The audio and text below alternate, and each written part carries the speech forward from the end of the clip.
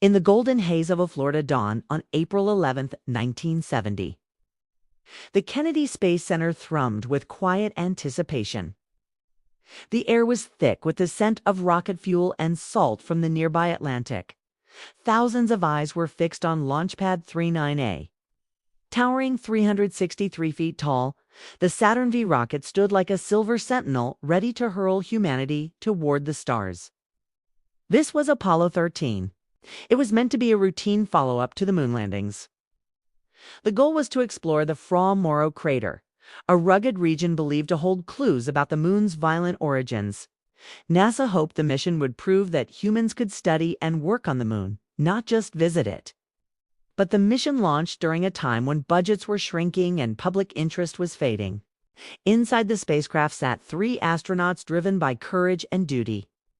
Commander Jim Lovell carried the confidence of a man who had already orbited the moon. Fred Haise, the lunar module pilot, brought engineering skill and eagerness to touch the lunar surface. Jack Swigert, the command module pilot, joined the crew only days before launch, carried a cool wit and a calm pilot's instinct. Just hours before liftoff, Swigert radioed Mission Control asking them to file his income tax extension. The room broke into laughter. It felt like a small sign that the mission would go smoothly. The spacecraft was a marvel of engineering. At the top was the command module, Odyssey, lined with switches, dials, and humming computers. Behind it was the service module containing oxygen tanks, fuel cells, and powerful engines. Below them sat the lunar module, Aquarius, wrapped in gold foil and built for landing on the moon.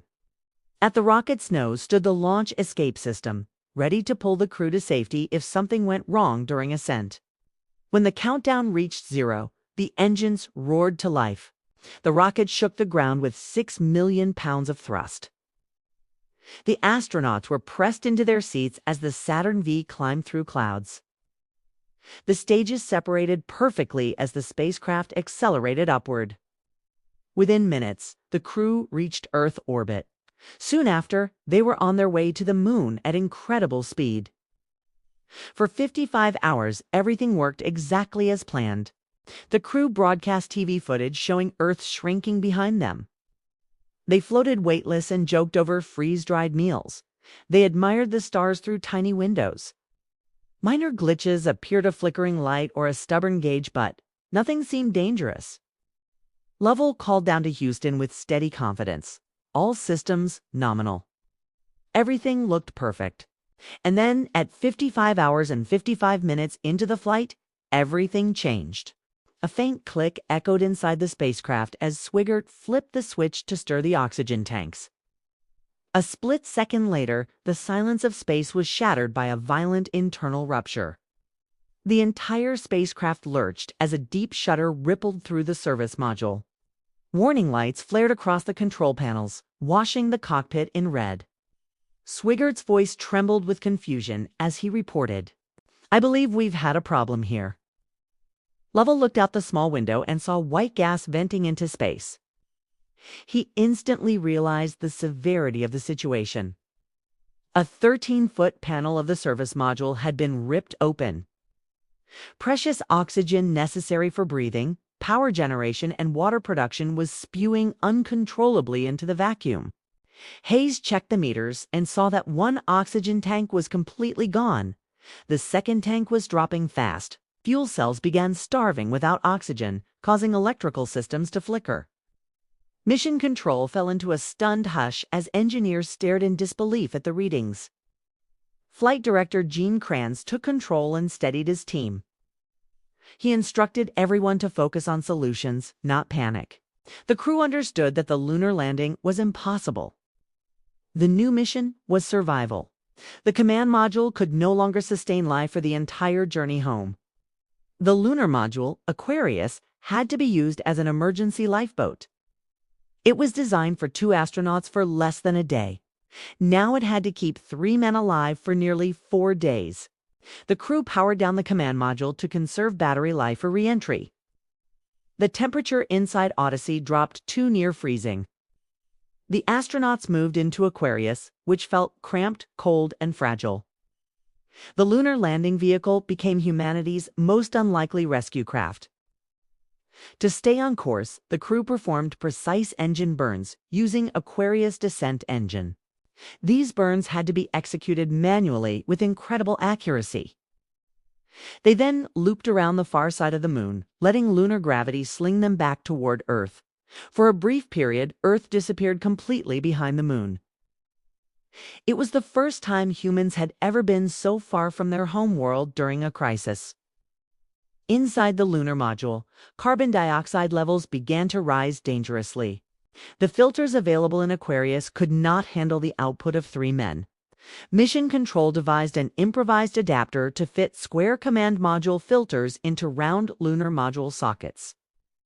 The solution was built using plastic bags, cardboard, hoses, and duct tape. The astronauts followed the instructions and assembled the device in zero gravity. The air quickly became breathable again. As the spacecraft drew closer to Earth, condensation formed into floating ice crystals inside the cabin. Navigation drifted because the stars were obscured by debris and moisture. The crew performed another manual burn to correct their trajectory. Before re-entry, the damaged service module was jettisoned.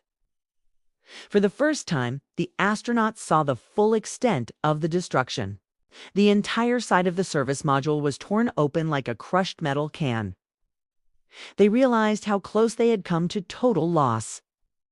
Next, the crew separated from the lunar module, their faithful lifeboat. They re-entered the icy command module and prepared for the fiery descent home.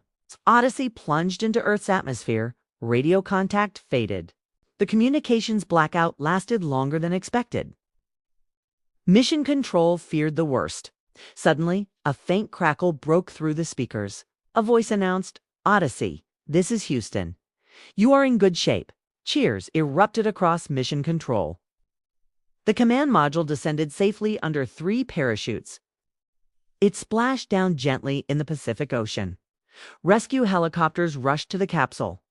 Lovell, Haise, and Swigert were pulled out, exhausted, cold, and thin, but alive. Apollo 13 was hailed not as a failure, but as a successful failure. It became a timeless story of human resourcefulness, teamwork, and unbreakable spirit.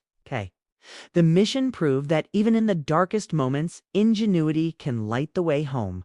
If you enjoyed this storytelling and want more incredible true stories, mysteries and history brought to life, don't forget to like this video, share it with friends, and subscribe to the channel. Your support helps us create more high-quality content and reach more curious minds around the world.